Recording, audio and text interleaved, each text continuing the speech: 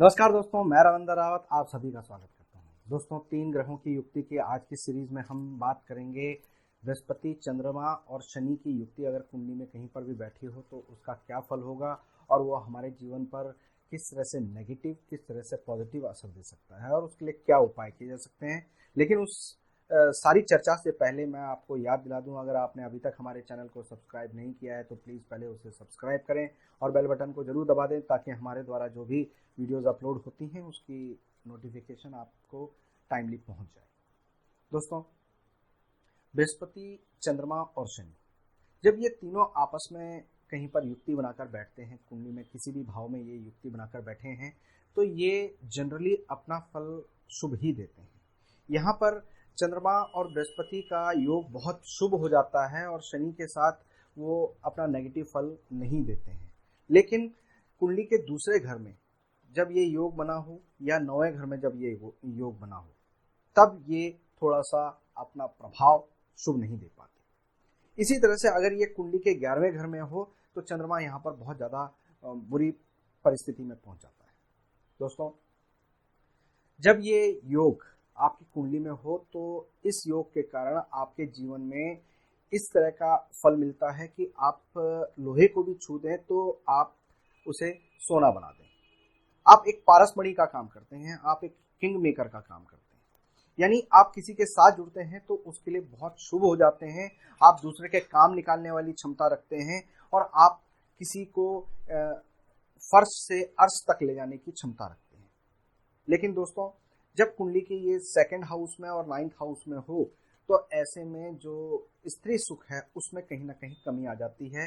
खासकर जो आपकी बुजुर्ग स्त्रियां हैं, घर की जो बुजुर्ग स्त्रियां हैं, दादी हो गई, चाची हो गई, आपकी मासी, बुआ, इनके लिए थोड़ा सा नेगेटिव योग बन जाता है और उस कारण से कई बार ऐसी परिस्थितियां आती हैं कि उनके दुख के कारण आपके अपने घर में एक दुख का माहौल पैदा हो जाता है। दोस्तों, जब ये योग कुंडली के 11वें घर में हो तो ये और भी घातक हो जाता है। ऐसे में जो बुआ मासी की स्थिति है या जो दादी की स्थिति है, जो आपके परिवार की स्त्रियों की स्थिति है, खासकर जो दूसरे घर में रहती हैं बुआ मासी, उनके लिए ये बहुत ज़्यादा कष्टकारी हो जाता है। उनके घर में डिप्रेशन वाली स्थिति आ जाती है, वो मानसिक रोग से पीड़ित हो जाते हैं, उनके जीवन में इस तरह का योग आ जाता है कि वो आत्महत्या तक की स्थिति में पहुंच जाते हैं। यहाँ पर मानसिक परेशानी चाची के लिए, दादी के लिए भी बहुत ज़्यादा हो जाती है और नसों से संबंधित परेशानी, दिमाग से संबंधित परेशानी बहुत ज़्यादा यहाँ पर देखी गई है। तो इस योग में यहाँ पर चंद्रमा को ठीक करना बहुत जरूरी हो जाता है, क्योंकि यहाँ पर 11वें घर में शनि का पूर्ण नेगेटिव प्रभाव अब चंद्रमा पर आना होता है, क्योंकि चंद्रमा यहाँ पर कमजोर स्थिति में होता है। जब चंद्रमा, बृहस्पति और शनि यहाँ 11वें घर में योग बनाकर बैठे हों तो उस समय पर आपके केतु देव का भी नेगेटिव असर आ जाता है। तो जो आपके सामाजिक रूप से एक मान प्रतिष्ठा होती है, आपका एक झंडा बुलंद होता है, वो भी एक समय पर नीचे गिरने को तैयार होता है। ऐसे में चंद्रमा का उपाय करना बहुत जरूरी होता है। तो चंद्रमा का क्या उपाय किया जाए जिससे कि ये यहाँ पर ठीक हो? यहाँ पर आप चंद्रमा को मजबूत करने के लिए आप कुत्तों को फीके पेड़े खिला सकते हैं, उससे आपको लाभ मिलता है। और जब मौका मिले तब आप ये देखें कि चांदी के बर्तन का जितने ज़्यादा से ज़्यादा प्रयोग कर सकते हैं वो आपके लिए लाभदायक होता है। मगर यहाँ पर आपको एक चीज़ खास तौर पर ध्यान रखनी होती है कि नाली वाला बर्तन, जैसे केतली हो गई, कोई सुराही होगी, इस तरह की चीज़ आप अपने घर में स्टॉक में ना रखें।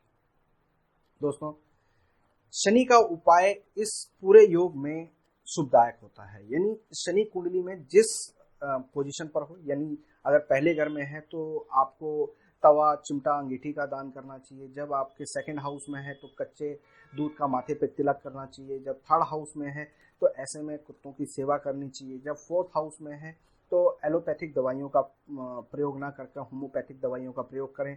जब ये योग 5th हाउस में बना हुआ हो तो ऐसे में आपको जितना हो सके धर्म स्थान पर बादाम वगैरह पहुंचाते रहना चाहिए। 6ठे हाउस में आपको तेल में अपनी परछाई देखकर दान करना चाहिए। 7th हाउस में सुरमे की डलियां आपको पार्क वगैरह में दबानी चाहिए। 8th हाउस में इस योग के समय पर आपको उड़द साबुत को सरसों का तेल लगाकर साल में एक बार जल प्रवाह करना चाहिए। जब ये योग 9th हाउस में हो तो ऐसे में अपने घर की छत, अपने घर की सीढ़ियों को साफ रखना चाहिए। जब 10th हाउस में हो तो अंध विद्यालय में उनको अंधों को भोजन करवाना चाहिए। जब ये 11वें घर में हो तो बहुत ज़्यादा ख्याल रखना चाहिए कि आपको एक तो अपने चरित्र पर ध्यान रखना है, दूसरा जब मौका मिले तब आप सूर्य को तेल दिखाते हुए उनको अर्पित करें, कच्ची ज़मीन पर उसको गिराएं तो आपको लाभ मिलता है। 12th हाउस में इस योग के समय पर आपको बादाम अपने घर के अंदर स्थापित करने चाहिए और अंधेरी कोठरी आपको घर में स्थापित करनी चाहिए। ये छोटे छोटे उपाय जब आप फॉलो करते हैं तो इस योग का नेगेटिव प्रभाव आपको नहीं मिलता है। उम्मीद करता हूँ इन बातों को आप ध्यान रखेंगे और इस योग का लाभ उठाएंगे। किसी भी तरह का कोई सवाल हो, डाउट हो तो हमें कमेंट बॉक्स में जरूर लिखिएगा। लाइक और शेयर करना बिल्कुल मत भूलिएगा। फिलहाल मैं अपनी वाणी को विराम देता हूँ। नमस्कार।